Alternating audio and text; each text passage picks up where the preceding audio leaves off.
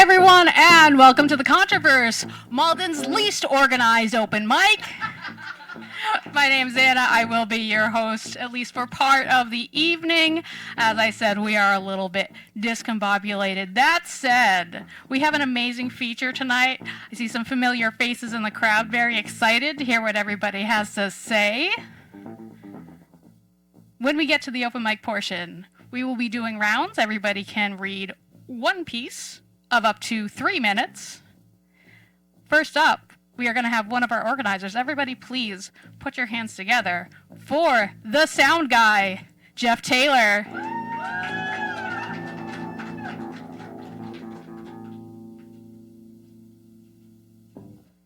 I'm the sound guy, but I'm not the sound guy.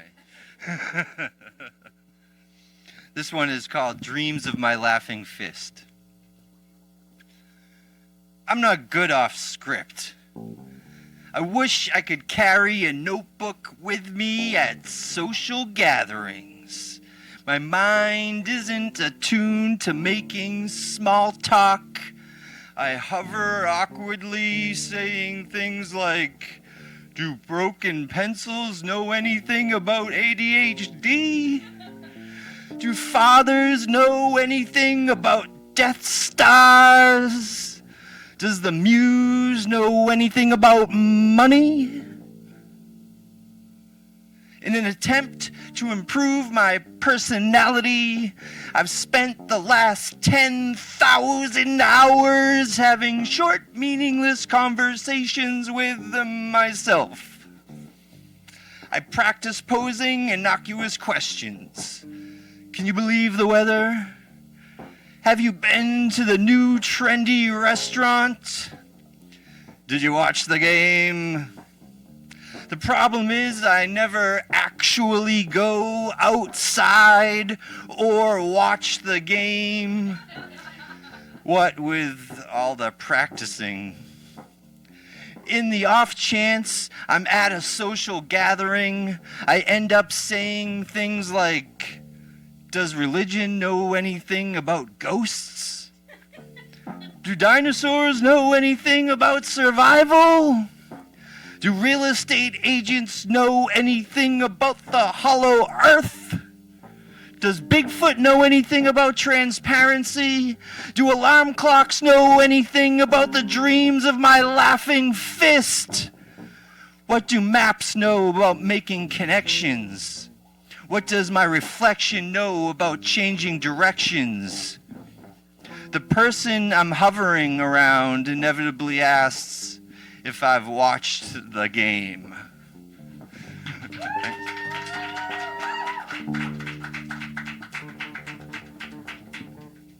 Thank you, Jeff.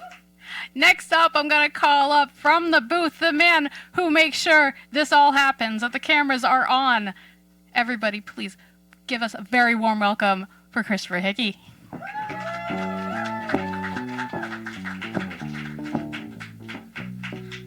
Thank you, Anna. Thank you, Jeff.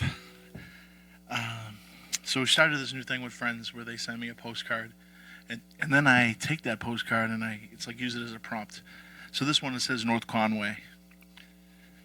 North Conway, White Mountain down. Are you down? Can you dig it? The granite state.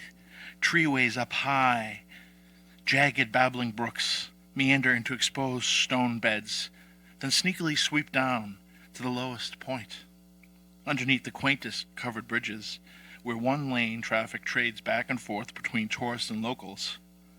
The sun giving 1,000 different looks while peeking through leaves and branches, conferring with conifers and deciding with deciduous, hitting a million secret trails, branch-fallen, twig-trodden paths circling the bases of many, many mountains, majestic and mute, except for the wind dancing about. Atmosphere exists above the tree line and passes judgment on the valley below as it bustles and sleeps. Live free or die, man. Someone's calling from Walton. I don't know. Thank you.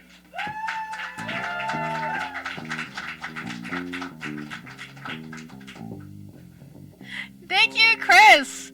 Next up, we have also hanging out in the booth. Everybody, please, she has had to deal with students and nonsense all year. Put your hands together for the long-suffering Kathleen.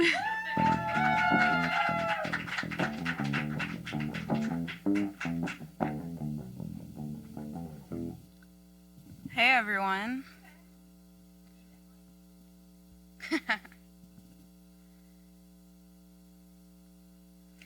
I'm searching for my poem. Please give me a second.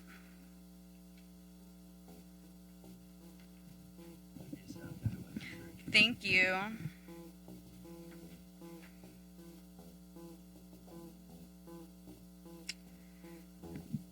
So 9 years ago this summer, my dad died. So I figured I would honor him tonight with a poem for him. There's a dream I have where my dad comes back to life. Just standing in the kitchen cooking an ice cream choco taco, delicately whipping a chocolate sauce, and spreading it on the ice cream into soft shell, topping it off with rainbow sprinkles, a deviated light spectrum delight. A snack for every air, a snack, a chemo bit, his tongue into sunspot sores. In this reality, there's no need for chemo. Pull my finger, he would say, and poof, April Fool's, sport, I never died. In another version of this dream, I have to carry and bury his casket again. My elegy is missing and no one believes my father passed again. I'm accused of making up his death as if it were a favorite fairy tale fable. I spew over and over again. In life, my elegy describes my father as a ghost orchid. I once wrote a poem about ghost orchids and titled the poem Hope. You see, my father was my ghost orchid in the middle of the swamp. When I am stuck in the muck, the knees of cypress trees pinning me into the swamp, I look up and see the gnome unfolding, the ghost orchid bloom. So if hope is the ghost orchid and the ghost orchid is my father, does that mean when he died, my hope died too?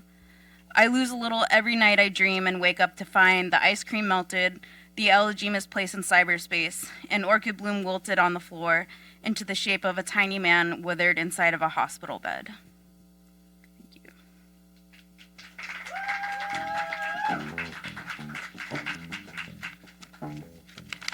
And now I would like to introduce our marvelous feature, Kit Johnson.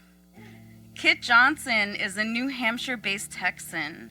She has been described as the modern horny Emily Dickinson, though this is more a descriptor of her attitude and not an adequate account of her writing. Kit is a touring member of Bards of the Rocks, the screwiest poetry group north of the Mason-Dixon line, and she's just been recently named a co-host of that group. Please welcome Kit. You're so welcome. Good luck. Okay. You got it. I think it's like this. I have to learn how to use a mic stand, you know? Gotta get it. All right. How are y'all doing tonight?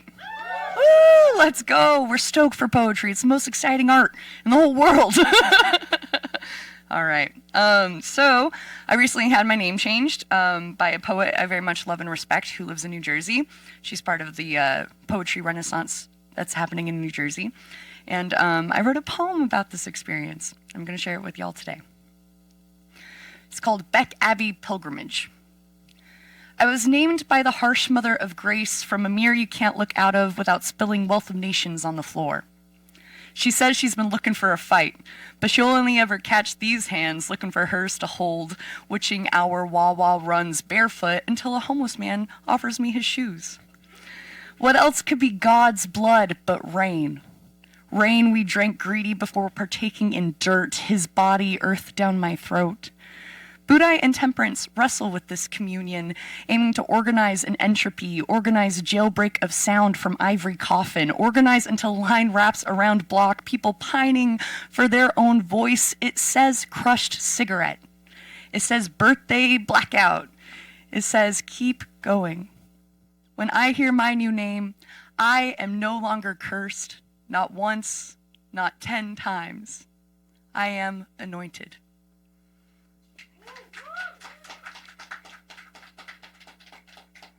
All right, and then this is a fan favorite of New Jersey, probably because it's about tomfoolery and hooliganism. So It's called This Poem Will Self-Destruct In. Say we do steal the van and fuck all the waitresses with Irish accents or thirst-trapped tentacles, all the needy single mothers, all the umbilical babes begging for our cut cord. Say we fuck them all in the back of a Grand Dodge Caravan, convert poetry to profit, call it charity. Then what? We go for broke? Manic on Frenchman Street, turning out our pockets for your next angry fix, an opportunity for you to lead me in the only dance you remember. Blue centerlight for posterity, and all step clumsy on the dead legacy's toes that obstruct our own movement's liberty. Yeah, your heroes would be pleased with our sticky kind of trouble, chanting claptrap on bar crawls with filed teeth, on Broadway, on Bourbon, on 6th, on 7th Street, soy cowboy, killing the crowd for the culture, and never staying long enough to bury the bodies. If we take the van, then it's us, booked at the crossroads, sell out every seat. Our set is the God in you railing the devil in me. How long could we keep the high for? My simple pleasures of fucking strangers, of chain smoking, of self-destruction, nothing but this weekend's coins raked from the Trevi fountain. But you've got that gold sickness devastation. Only one thing gets you off: annihilation.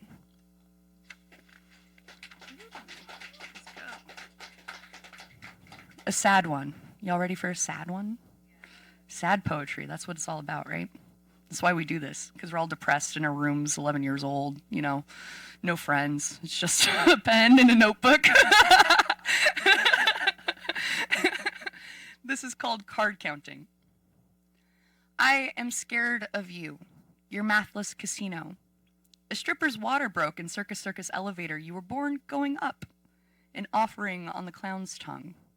Tapping the table, you learned your first word: hit. But what made you trust in Reno and risk? Was it the getting away with it? The snuck Marlboro lights lit behind gym class tucked away in your pencil case? The aluminum weed filtered through toilet paper tube dryer sheet blitzer, 12, feeling really fucking smug about it. Pantry vodka swapped for water. Baybrook Mall hosts baby's first bender. Spencer's gift assistant manager doesn't mind. You're hot enough. 15. What was the dealer's hand? How much? His mother's pills, 10 spades. Her mother, perennially stoned to keep the loss out, seasoned on a bath mat in Bay Cliff with grape Swisher sweets. Which one taught you how to roll? Which one how to make banana pudding? When did you stop getting lucky? When he didn't tell you it was spice in that bong? When shoplifting stopped being cute? When K2 was only $8 at Exxon and you had $8, so... Or right past the train tracks in Santa Fe, when Everclear IV administered by Sinister Aid with the swoosh bangs and the storage facility band practice. You wanted him to like you. 17. Stand. He did. 26. And so did all his friends. Lucky luck, lucky luck. Lucky you kept putting out because you lit the wrong end. Don't cough, they'll laugh. Oh, is this your first time? 21. Bust.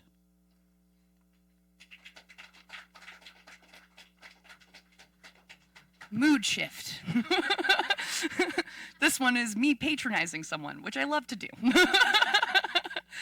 It's called Chaos Magic, but you're no wizard, Harry. Comrade, you're cooked.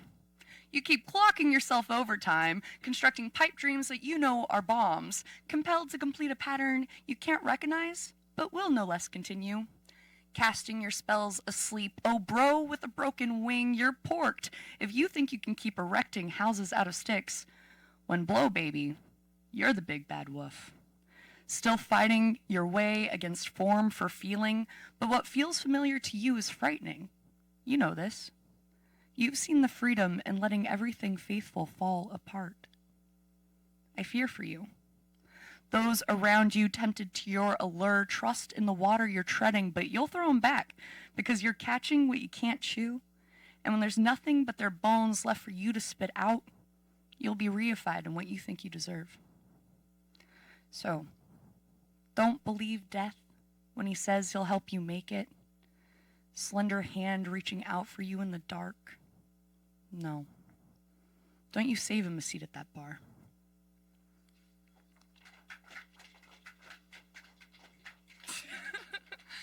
All right, and then I think I'm going to retire this poem, but it's a fan favorite, and I wanted to do it for my feature because I wanted to.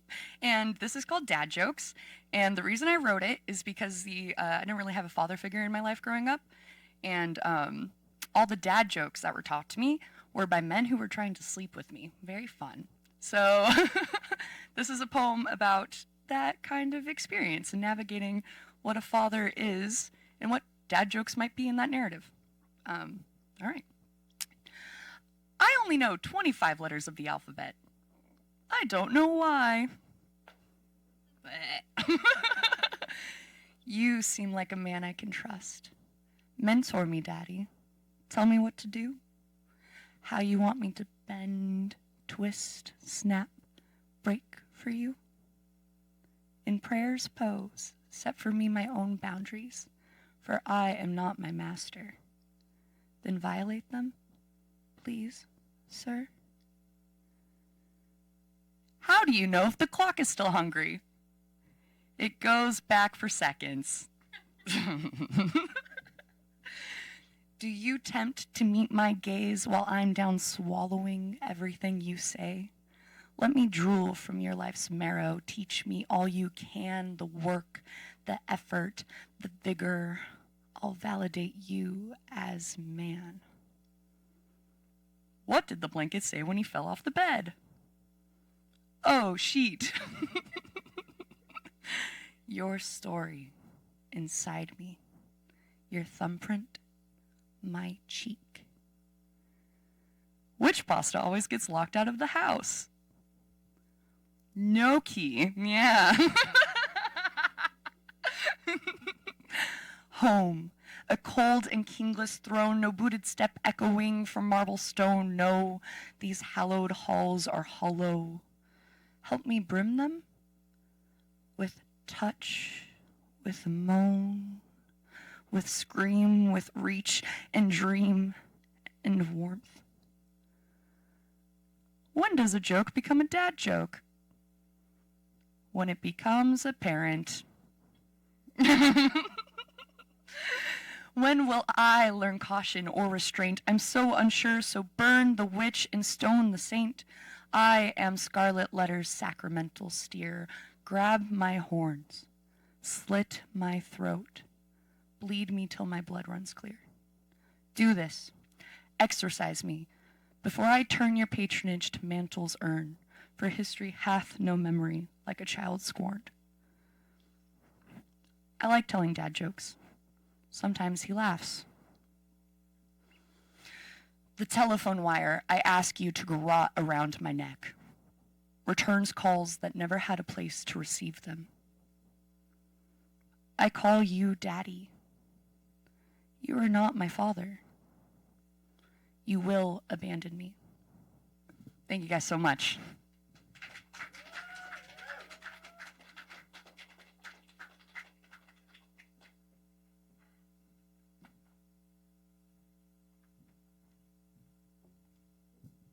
Can we get another round of applause for Kit?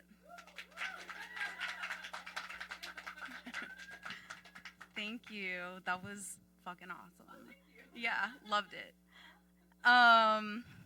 So we're gonna be starting our open mic now, and right now we are starting with T-Mac. So T-Mac, I summon you to the stage.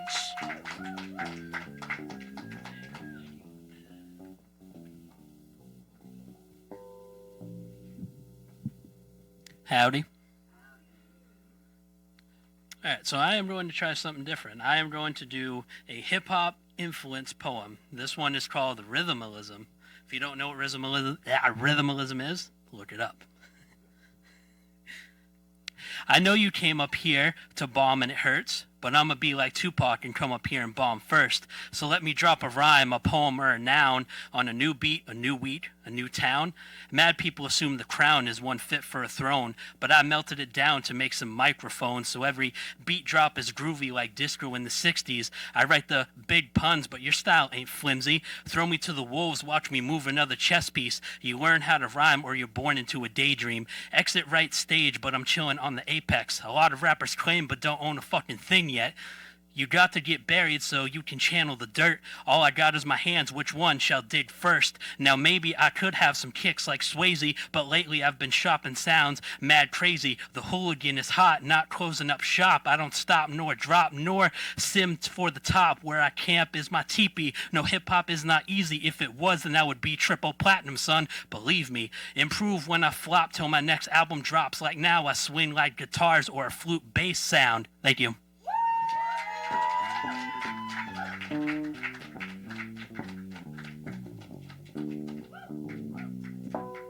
That was awesome. I'd like next to welcome up another member of the Bards, Jeremiah.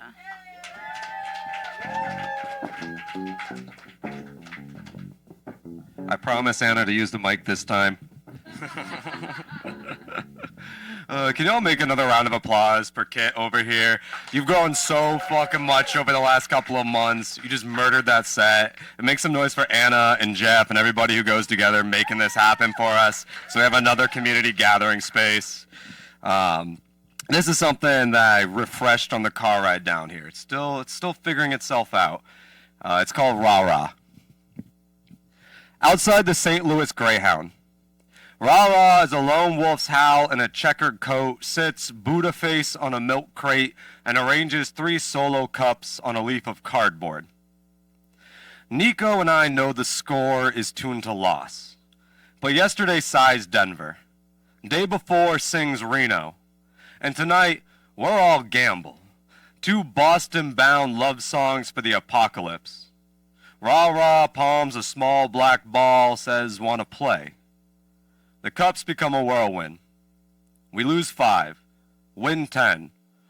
Rah-Rah pockets 50.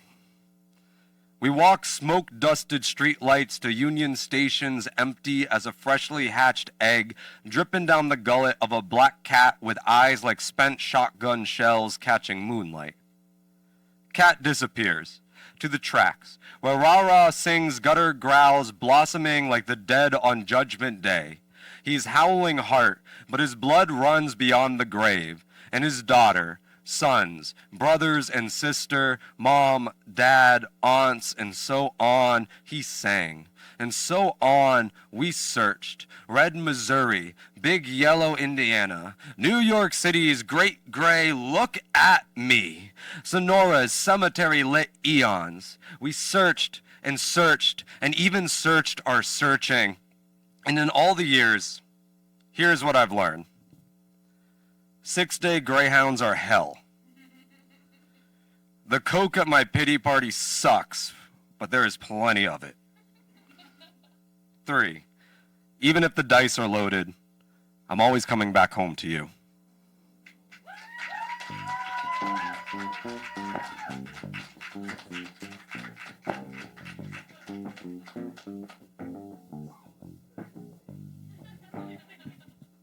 Thank you, Jeremiah.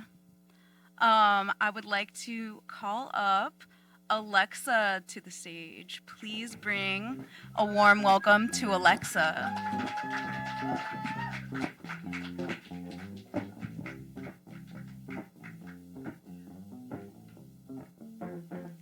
Hi, I'm Alexa. I haven't been on a mic in like 4 years. And also, I hate cameras. So, I'm terrified. How are you? Well, you were fantastic. This is called Caught on Camera. April 2012, a friend's wedding. You take pictures of me. They are online the next day. That's when I start crying in public. I write you a short, angry letter. I try to go about my day because I won't allow myself to shrink inside again.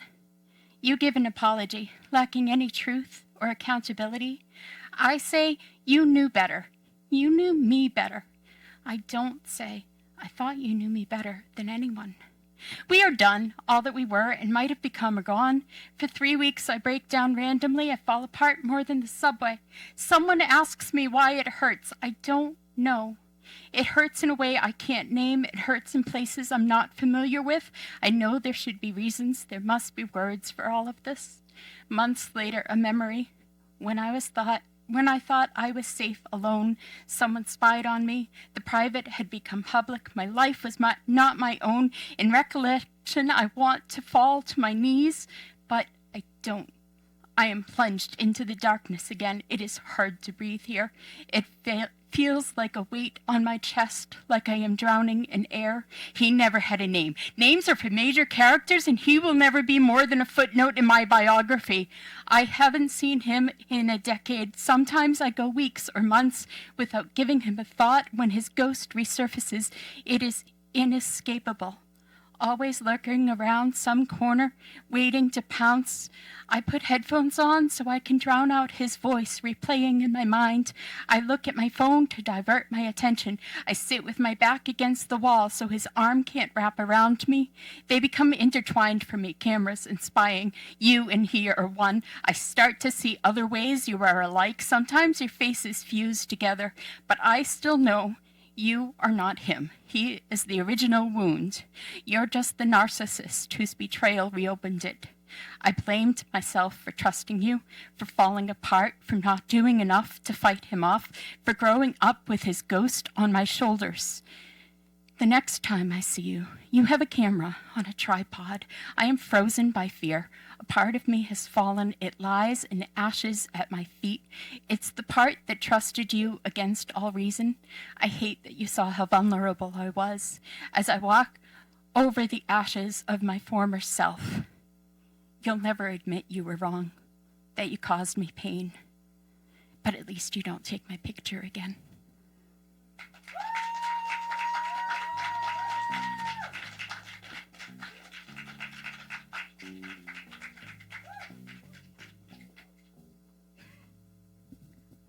Thank you, Alexa. That was beautiful.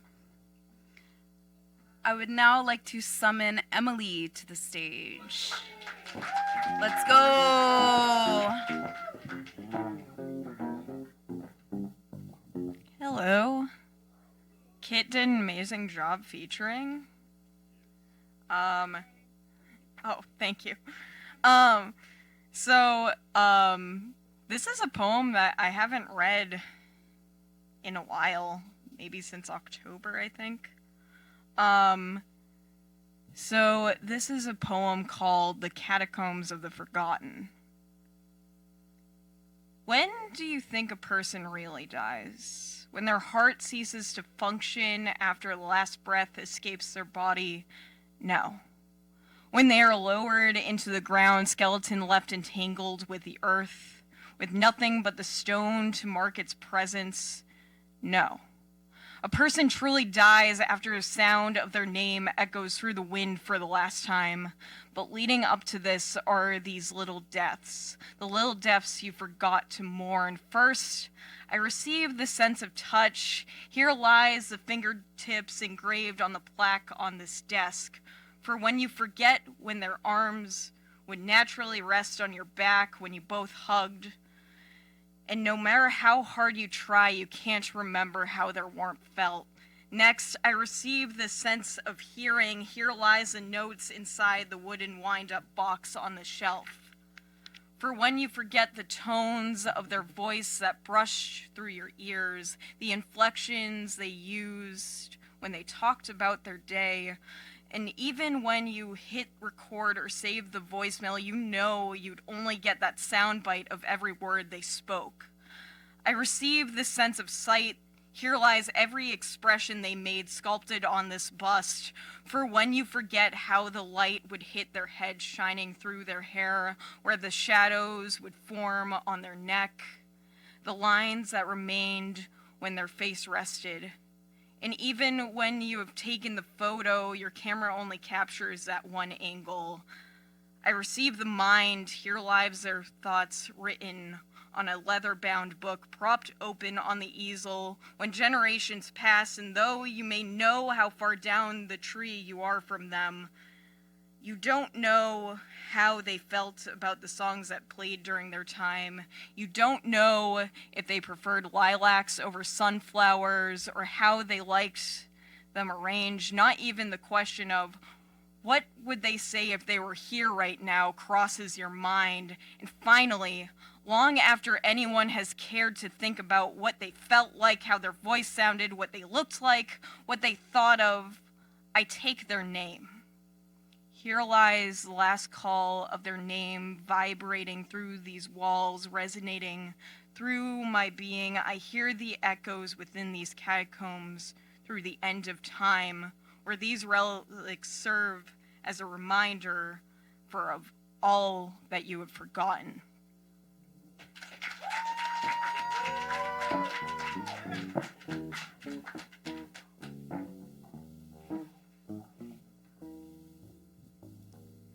Thanks, Emily, and happy birthday. Did I get that right? Love those meditations on death. Glad to know I'm not the only one that does the voicemail thing. I would now like to call up Solomon to the stage. Please, everyone, welcome Solomon.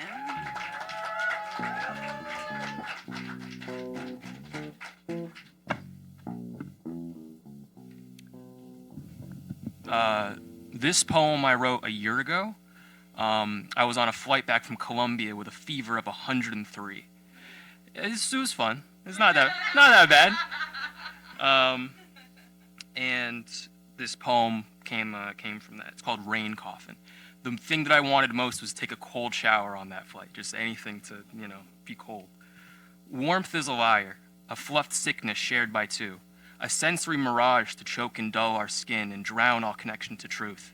To cup us in fever, malaise unchecked to become melancholic madness, all of us frogs soon to face its boiling. Seeking guidance from the cold, my friend who jolts and peels until I'm left with no mind. Hyperventilation from awe humbled into muted breath. I kneel in my rain coffin, tired of warmth, sick from the petulance that aches the body and sends it to war. War not won through attrition, sickness not to be dominated by the fever's ceremonial shake and shiver. With the stakes of resignation planted in our limbs and the stillness of radical acceptance, we can face the torrents of ache in its totality and achieve a mind freed from the malady of movement. Through the rain coffin's cradle, bondage stretched and thinned by single-handed claps, peace of the baby who sways in stillness. Thank you.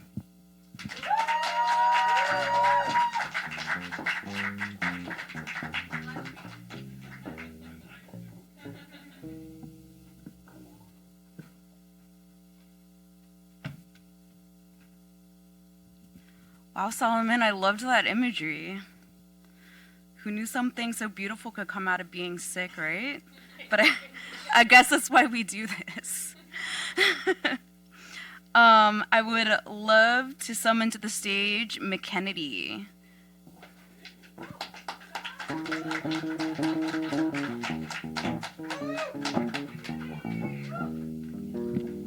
What's up? Hey. This is a poem in progress. It's about my birthday. It's a birthday. Tonight, love is a family of tributaries emptying, and I am a playa. I'd forgotten joy could flood a heart, carry its runoff into the ocean until now, in this tiny Italian restaurant where I remember how much a watershed can hold once its refuse is gone. We are a lake of laughter, overflowing with good stories between slices of cake.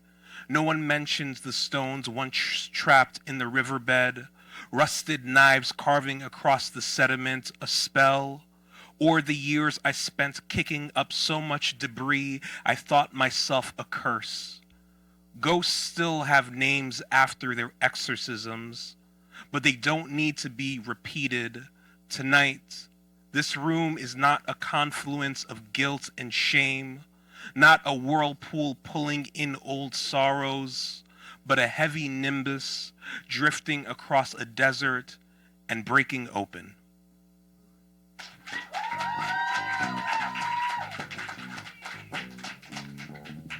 Thank you, McKendy. I see we have the mic set for my height. I don't know why you were doing that to Kathleen. You guys, I go in the back for 5 minutes. Next up, friend of the show, latecomer tonight. So glad you're here. Everybody, please put your hands together for Andrea Donna. I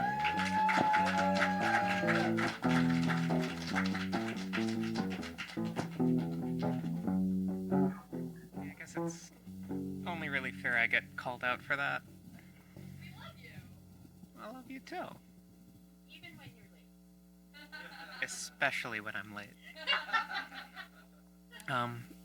I wrote this when I was reading some Ricky Laurentis poems and thinking too much and thinking too little.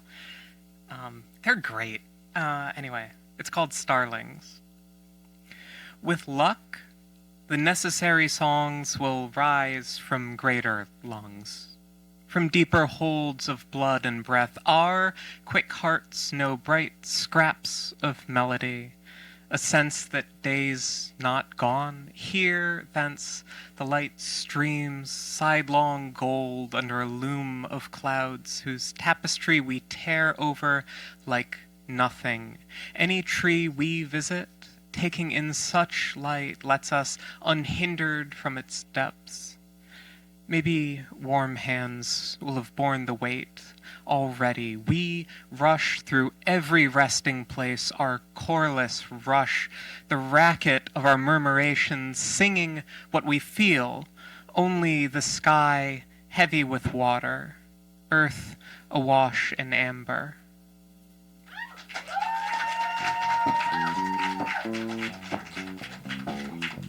Thank you, Donna. And I will be short for a minute here. Maybe. Oh, wait. The next person is coming up short, too. All right. We'll fix this. How's everybody doing tonight? We're having a good time? All right. We do have enough time for a second round. So in a sec here, I'm going to ask everybody to raise their hands who has stuff for round 2. But before we do that, Ilan, you want to hop up on stage? Let's see what you got.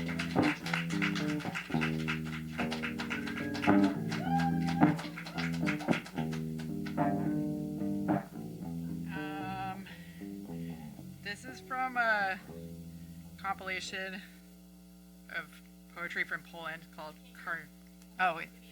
There we go. This is from a book I have, a compilation of Polish poetry called Carnivorous Boy, Carnivorous Bird. And the poet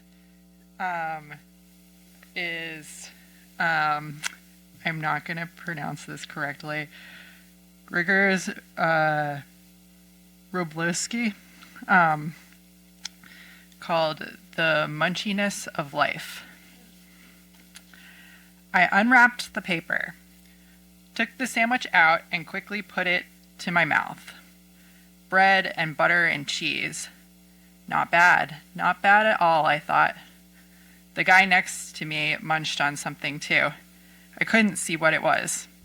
Hey you, what's that you got? I asked. Butter and luncheon meat, he yelled back. I sagged on the bed. Butter. Butter and luncheon meat. Luncheon meat and butter revolved in my head. I munched the sandwich slowly, wondering at the curious sound of the words luncheon meat. Butter I left for some later date. I lay down in a daze for a long time. Couldn't bring myself to think logically. This guy next to me inspected his teeth in a mirror. He felt them with his fingers, muttering something. Hey you, what's up? I asked. I snatched the food with my teeth, then chew it up. He never spoke to me again. His functions stopped. Not bad at all, I thought.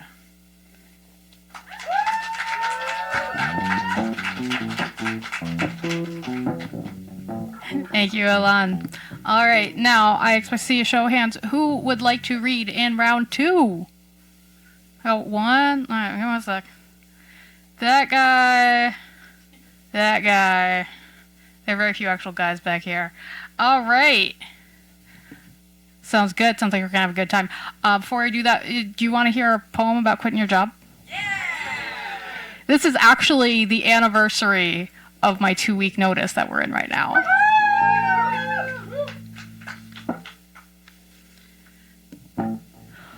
One day your fingers will forget. Cast off every cursed autocorrect, fall back into their old patterns, or find exciting new ones far away from what's been hammered into you. The gray matter of your fingertips, the muscle memory of your hands are no more permanently fixed than the length of your hair, the words on your lips. What has been done to you can be remade in a shape of your choosing just as soon as you get away. One day, the wild spaces of your mind that they have colonized will grow back beautiful and free under your tender care. With intent or by accident, you will bloom into who you were meant to be. Your callous skin will grow back soft. Your hardened heart will open wide. You will stop hearing their words in your voice as you let slip your mask for customer service. The teeth of the cog they tried to grind you into will wear down, and you will again be smooth curves and wild curls and every shape that did not fit the hole they tried to put you in. If you are dragging your ass through a 9 to 5 or a 6 to 2, please know that I love you. And if you are crawling bloody-kneed through another month, another week, remember I have been a quadruped too. Let me light a candle. Let me hold your hand. Let this tiny, flickering flame, a stranger in the dark, guide you back to your own path, one stumbling step at a time. Through today, through tomorrow, 2 steps forward for everyone back. Believe. There will be a final time that you leave. And every scribble that you left is the only bit of you that needs to stay. Until no one remembers your handwriting. Until the last sticky note is thrown away. Someone else will bear this weight. And another again, until the building burns down, until bankruptcies and buyouts and endings of no concern to you anymore. Every burden they put on your cognition, every worry they laid at your feet, every unpaid hour, favor, plea is their problem now. Believe. It's only 2 weeks.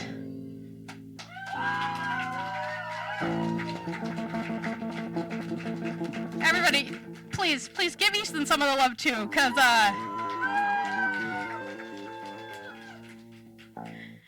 all right, we're going to loop back to the beginning of our list, which means, Jeff, are you good? All right, hop on up here. Get off of whatever live you got there.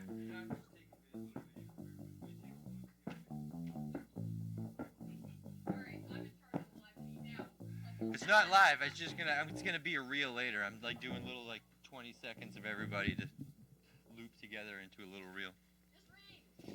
You don't have to be in it if you don't want to be. It's up to you. I made one, but I was going to ask you before I added it to it. But just in case you wanted to, it was there for you to decide to. This is arguing with myself over sushi. I was standing in line for buffet sushi when my adolescent self emerged from my plate, scornfully asking if I've lost myself. I think about telling the unburdened version of myself a defeated man can bleed enough to change the world. But instead, I relay what I've learned about love after a poorly crafted double date. Love can be found at the intersection of science and art. When inspiration and perspective has been graphed, you may find yourself marrying the woman who is currently trying to bang your roommate. Research the math behind your passion, and you'll amount to more than just the meat suit the universe has thrust you into. Considering your devotion to myth, I surmise that philosophizing with you would be like masturbating at Thomas Paine's funeral. If there's nobody around, then why even fucking bother? Realizing I'll need to speak our common tongue if I hope to debate the metrics of morality, I begin by drawing a vacation land of dicks across the pimpled cheeks of my immaturity. water skiing dicks cutting the lake, dick golfers fighting sand traps, volleyball dicks spiking the line. Consumed by the desire to outgrow my vocabulary, my younger self takes the marker from my now self, drawing havoc-causing dicks across the goofy man face of my maturity. Dick pilots bombing the intersections of my perfectly creased brow. Pirate dicks pillaging the astute fields of my engaging cheekbones. Dick ninjas descending the cracked lines of my auspicious nose. When my younger self drew dicks on my now self, we fell face first into a tray of tuna rolls, the outward expression of my inner moral argument layered with dead fish and sticky rice, finding common ground in the unsympathetic language of dick jokes, knowing heroes make better sandwiches than people. Thank you.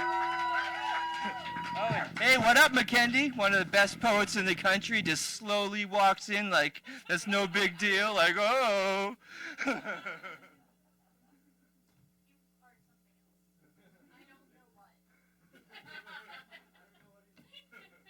have too many things in my hands. All right, we got some time. We got to figure out how we're going to make all this work.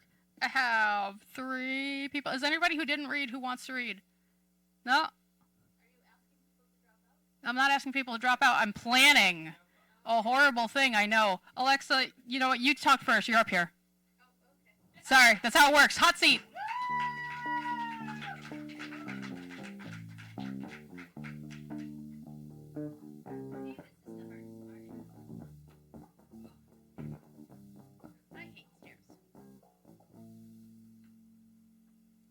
Hi, I'm still Alexa, no relation to Amazon. I apologize last time I forgot to read the content warnings. They were only at the top of the page. I don't know how I expected myself to see that. So this time they're bold and in red. Menstruation, body parts, lookism, fat shaming, and other forms of sexism. This is called praying for menopause.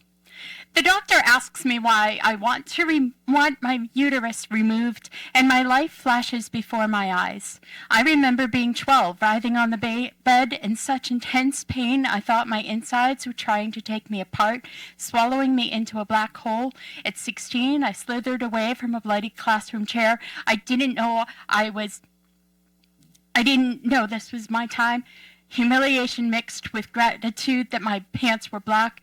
At 21, unsure if I could take a lover to bed, knowing that we might end up in a blood puddle, I remember walking to work and being unable to move because a sudden agony had struck me like Freddy Krueger had scratched 3 fingernails against the inside of my abdomen, while someone else had gathered together some strings and yanked them down, and a third person had kicked me in my gut with a steel-toed boot.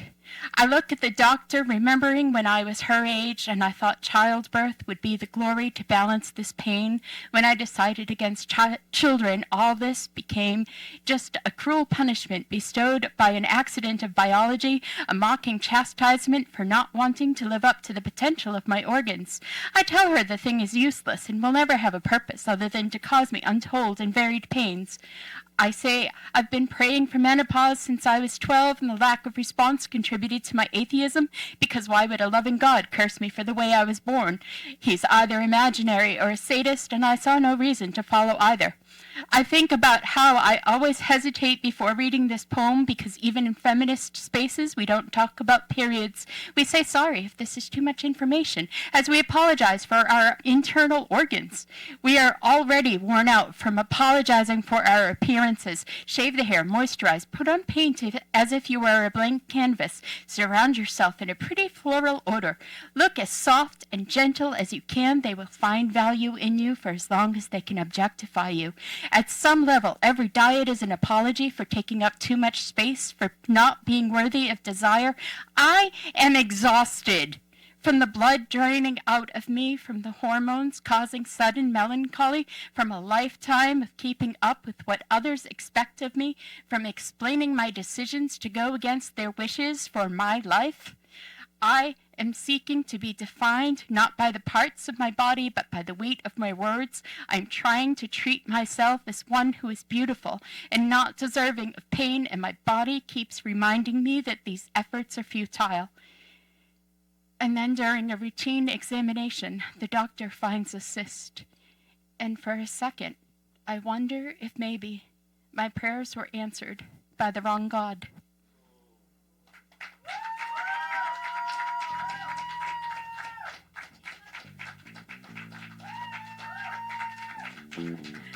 Thank you, Alexa. Next up, we have Solomon. You want to come on up?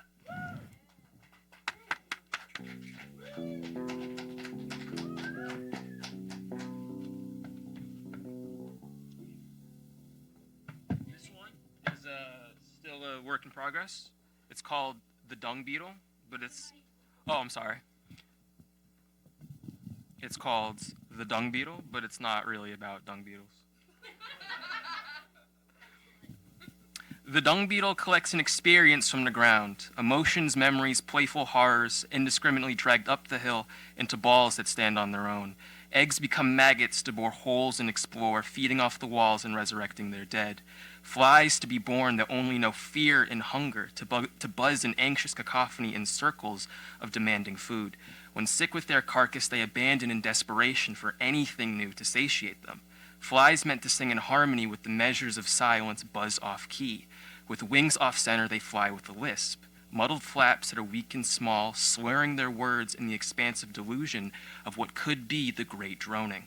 Enamored with the hunger and inconsistency, I crack the whip against myself, hacking and unearthing skin, failing to make music, pleading for a sign that I'm not doomed to spinning, sully, and spoil.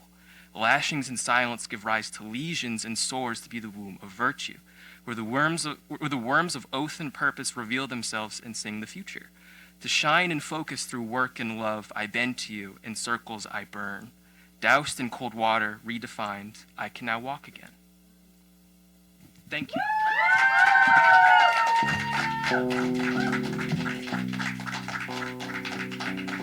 Thank you. Next up, for a second time up here, Andrea, you ready? Let's go.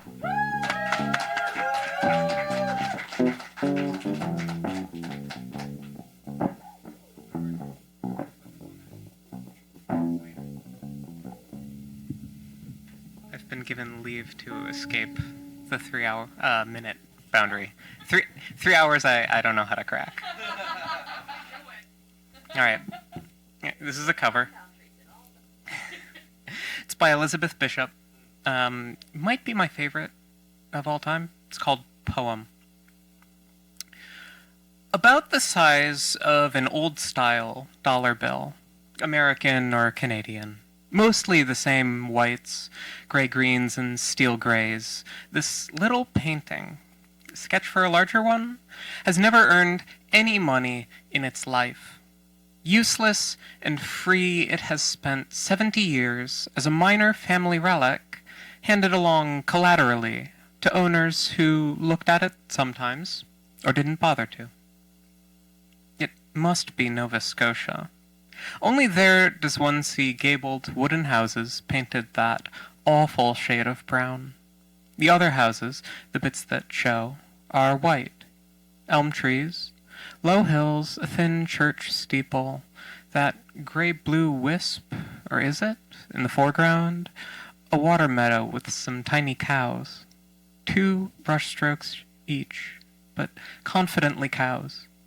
2 minuscule white geese in the blue water, back to back, feeding, and a slanting stick. Up closer, a wild iris, white and yellow, fresh squiggled from the tube. The air is fresh and cold. Cold early spring, clear as gray glass, a half-inch of blue sky below the steel-gray storm clouds. They were the artist's specialty. A speck-like bird is flying to the left. Or is it a fly speck looking like a bird? Heavens. I recognize the place. I know it. It's behind... I can almost remember the farmer's name. His barn backed on that meadow. There it is. Titanium white, one dab. The hint of steeple, filaments of brush hairs, barely there. Must be the Presbyterian church. Would that be Miss Gillespie's house? Those particular geese and cows are naturally before my time. A sketch done in an hour. In one breath, once taken from a trunk and handed over. Would you like this? I'll probably never have room to hang these things again. Your Uncle George, no, mine, my Uncle George, he'd be your great-uncle, left them all with Mother when he went back to England. You know, he was quite famous, an R.A. I never knew him. We both knew this place, apparently, this literal small backwater. Looked at it long enough to memorize it. Our years apart. How strange. And it's still loved, or its memory is. It must have changed a lot. Our visions coincided. Visions is too serious a word. Our looks. Two looks. Art copying from life, and life itself. Life and the memory of it, so compressed they've turned into each other. Which is which? Life and the memory of it cramped, dim on a piece of Bristol board. Dim, but how live, how touching in detail the little that we get for free, the little of our earthly trust, not much, about the size of our abidance along with theirs, the munching cows, the iris crisp and shivering, the water still standing from spring freshets, the yet-to-be-dismantled elms, the geese.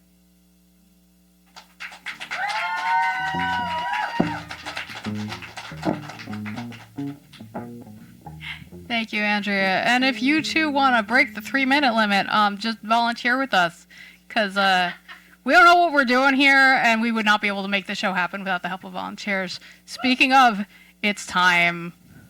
I'm sorry, guys, we do not have time for round 3. We are going to wrap it up here. Thank you so much for coming out tonight, everybody. This has been the Contro-Verse. I'm Anna. Everybody, please put your hands together for Ethan. The show would not be the same without him. Special thanks, of course, to the rest of our organizers, Chris and Kathleen in the back, Jeff up here making sure we sound at least halfway decent. Thank you to our assistants tonight, Aaliyah. Thank you to Alonzo for making sure the door is manned. Thank you to Uma for hosting our nonsense and not kicking us out yet. We do this every second and fourth Monday at Uma in Malden until such a time as they kick us out of the building or we don't want to do it anymore. Have a good night.